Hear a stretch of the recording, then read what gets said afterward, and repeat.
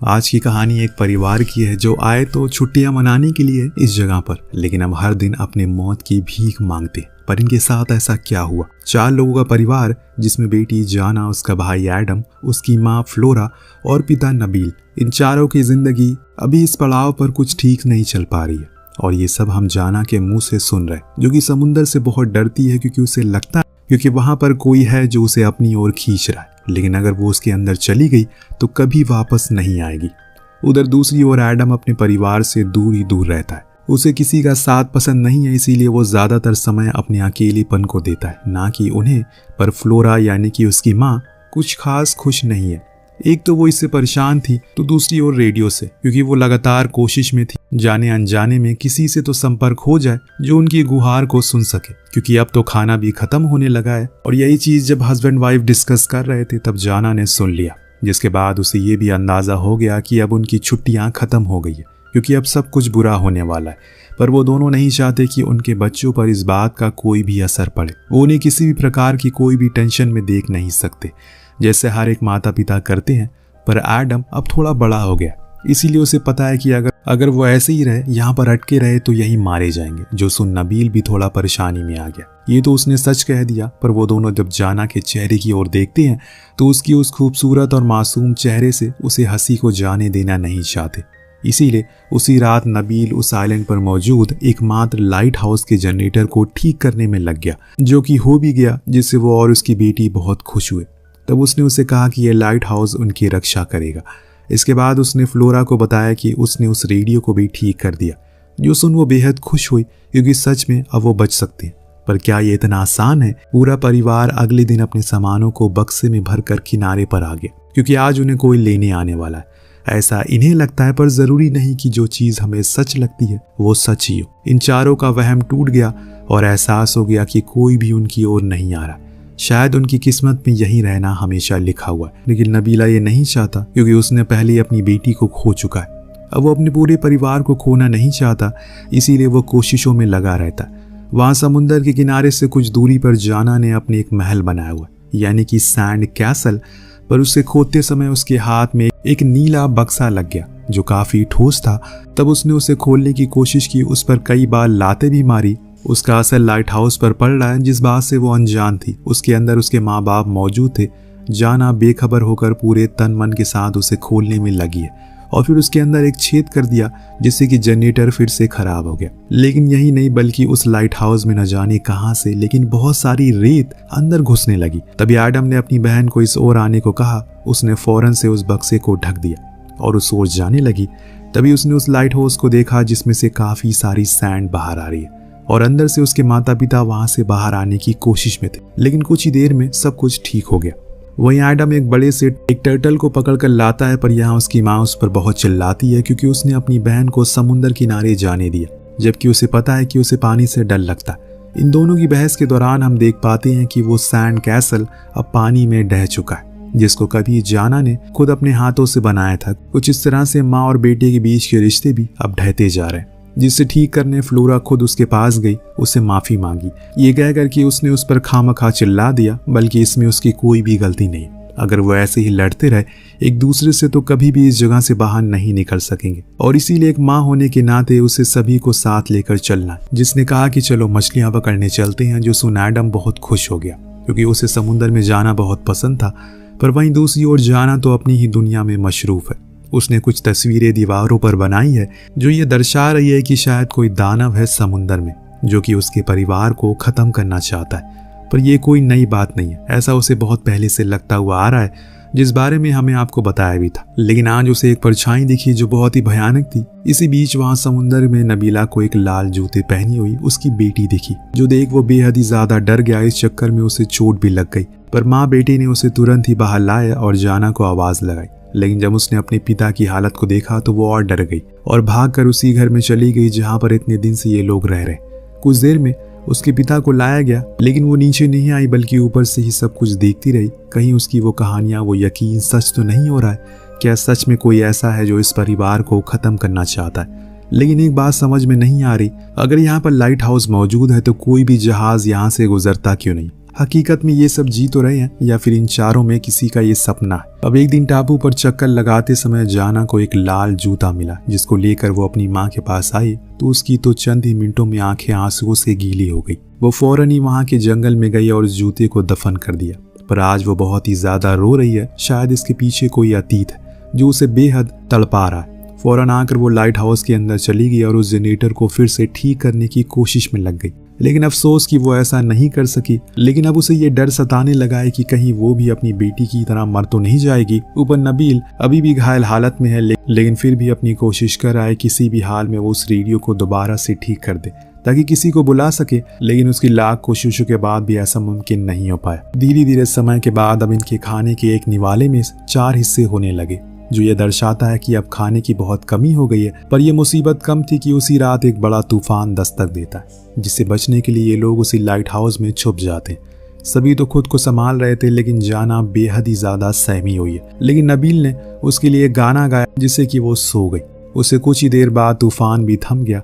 तब एडम बाहर जाकर साफ पानी लेकर आता और अपनी माँ को भी देता है। लेकिन इस साफ पानी को देखकर फ्लोरा भी हैरान थी पर खुश भी थी कि उसका बेटा अब समझदार हो गया, जो चीज उसे उम्मीद दे रही है। लेकिन रात के तूफान के बाद सब कुछ उजड़ गया।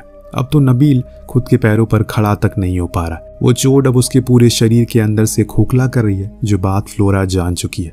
वो ज्यादातर समय उसके साथ ही रहती है, पर आज जब बहुत समय तक उसे जाना को नहीं देखा तो उसे सवाल किया कि मेरी बेटी कहाँ है। अब फ्लोरा भी सोच में थी कि आखिर वो कहाँ है, इसीलिए वो बाहर गई तो उसने जो देखा वो डरा देने वाला मंजर था। जाना असल में पानी में डूब रही है, तो उसने बिना कुछ सोचे समझे पानी में छलांग लगा दी। उसके पास जाकर उसे बचाने लगी, लेकिन ये क्या, जाना तो किनारे पर है। दोस्तों, ये बस एक वहम था। जाना तो पानी से इतना डरती है कि वो पानी के अंदर क्यों ही जाएगी। यहाँ जिस बात का डर फ्लोरा को हमेशा से सताता है वही हो गया। उसने अपने पूरे परिवार को छोड़ दिया और खत्म हो गई, क्योंकि उसे तो तैरना तक नहीं आता।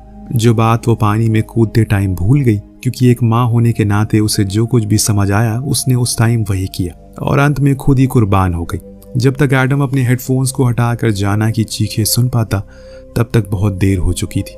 उधर नबील तो बेचारा लाचार है। वो चाहकर भी अपने पैरों पर खड़ा नहीं हो सकता, ना ही अपनी बीवी को बचा सकता है। कुछ देर बाद दोनों बच्चे अपनी माँ के मृत शरीर को लेकर आए, जिसको देखकर नबील तो टूट गया। पर यही हकीकत है। अपनी माँ के जाने के बाद एडम को समझ आ गया कि अब वो ही अकेला बचा है जो अपने लंगड़ाते हुए परिवार की उम्मीद बन सकता है। और इसीलिए उसने अपनी बहन और बीमार पिता की सेवा करना शुरू कर दिया, जो देख नबील बेहद ही खुश हुआ कि अब उसका बेटा उसी की तरह बन रहा है। उसने उसे एक सलाह दी कि हमेशा उम्मीद बनाए रखना, क्योंकि बेउम्मीद इंसान अंदर से खोखला रहता है। उनकी ये बातें एडम के अंदर और हौसला बढ़ाने लगी। वहां जाना तो एक ख्वाब को देख रही है, जिसमें वो न जाने किन किन लोगों की लाशों के ऊपर से रेंगती हुए किनारे तक आई, जहां उसे एक जलता हुआ घर दिखाई दिया, जो देख वो उसकी ओर बढ़ चली। तो यहाँ हकीकत में नबील को एहसास हुआ कि फ्लोरा उसे पुकार रही है। शायद वो जिंदा है, पर अब नबील की हालत किसी जिंदा लाश जैसी हो गई है। वो अपनी पूरी जान लगाकर उठता है और समुंदर किनारे जा पहुंचा, जहां जब एडम ने उसे देखा तो हैरानी से पूछा कि आप यहाँ पर क्या कर रहे हो, चलिए अंदर चलिए। तो उसने कहा कि देखो वहाँ तुम्हारी माँ खड़ी है, वो मुझे पुकार रही है, मुझे उसके पास जाना है। पर एडम को वहाँ कोई नहीं दिखता। ये बस तकलीफ और दर्द में देखे कुछ ऐसे भयानक सपने हैं जो नबील हर दिन देख रहा है। लेकिन आज शायद उसे सुकून मिल जाए, क्योंकि वही फ्लोरा का नाम चीखते हुए वो अपना दम तोड़ देता है। जो बात एडम को इतना गहरा सदमा देती है कि वो मन ही मन ये कसम खा लेता है कि वो अब अपनी बहन की जान किसी भी कीमत पर बचा कर रहेगा, क्योंकि जिस तरह से अपनी माँ बाप की मौत को उसने करीब से देखा है, वो वैसा कुछ जाना के साथ होने नहीं दे सकता।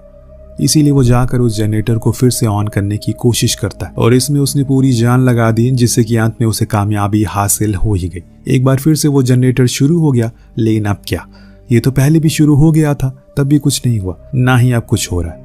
ये बात एडम भी अच्छे से जानता है, पर उसे अपने पिता की कही बात याद है, उम्मीद कभी मत छोड़ना, बस लगे रहो, कोशिश करते रहो। अगले दिन जो भाई कभी भी अपनी बहन के साथ सुकून की 2 घड़ी भी नहीं बिताता था, वो पूरी केयर करना शुरू कर देता है। उसे उस सपनों की दुनिया से रूबरू करवाता है जहाँ पर सब कुछ ठीक है। ऐसा करके वो उसे आज की कठिनाइयों से दूर रखने की कोशिश में है, ताकि वो परेशान ना हो, और ऐसा करने में वो सफल भी हो रहा है। पर एक दिन एडम को एहसास हुआ कि वो डूब रहे। जी हाँ, अब वो टापू पानी से भरता जा रहा है। उसके पास अब कुछ ही दिन बचे हुए हैं, या फिर कुछ ही घंटे सरवाइव करने के लिए। वो अपनी बहन को लेकर फौरन लाइट हाउस में आया और अब प्रे करने लगा। हो सकता है कि कोई उम्मीद दिखा दे ऊपर वाला। तभी उन्हें रेडियो से किसी आदमी की आवाज़ सुनाई दी, जो सुन एडम फौरन उन्हें अपनी लोकेशन बताता है।